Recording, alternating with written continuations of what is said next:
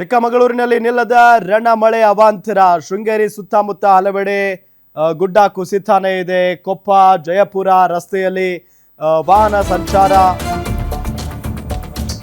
ಸರಿ ಆಗ್ತಾ ಇಲ್ಲ, ಅಂದ್ರೆ ವಾಹನ ಸಂಚಾರ ಇಲ್ಲ. ಈಗ ಶೃಂಗೇರಿ ಸುತ್ತಮುತ್ತ ಹಲವೆಡೆ ಗುಡ್ಡ ಕುಸಿತಾನೇ ಇದೆ. ಕೊಪ್ಪ ಜಯಪುರ ರಸ್ತೆಯಲ್ಲಿ ವಾಹನ ಸಂಚಾರ ವೇಳೆಯೇ ಗುಡ್ಡ ಕುಸಿದಿರೋದು.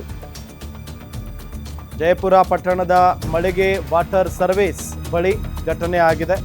ಧರೆ ಕುಸಿತದಿಂದಾಗಿ ರಸ್ತೆಗೆ ಅಡ್ಡಲಾಗಿ ಬಿದ್ದ ಬಂಡೆ ಕಲ್ಲುಗಳು. ಮಳೆ ಹೆಚ್ಚಾದಂತೆ ಸ್ವಲ್ಪವೇ ಧರೆ ಜರುಗ್ತಾ ಇದೆ. ಮಳೆಯ ಪ್ರಮಾಣ ಹೆಚ್ಚಾದ್ರೆ ಮತ್ತಷ್ಟು ಕುಸಿಯುವ ಭೀತಿ ಇದ್ದೇ ಇದೆ.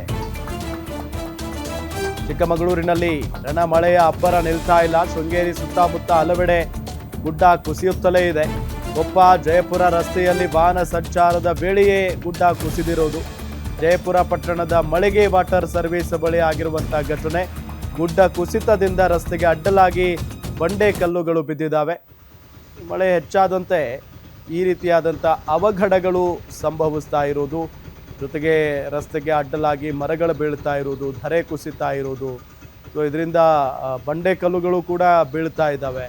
ಸೊ ಹಾಗಾಗಿನೇ ಬಹಳಷ್ಟು ಕಷ್ಟ ಆಗ್ತಾ ಇದೆ ಆ ಭಾಗದ ಜನರಿಗೆ. ಮಳೆ ಹೆಚ್ಚಾದಂತೆ ಸ್ವಲ್ಪನೇ ಧರೆ ಜರುಗ್ತಾ ಇದೆ ಅನ್ನೋದು ಗೊತ್ತಾಗ್ತಾ ಇದೆ.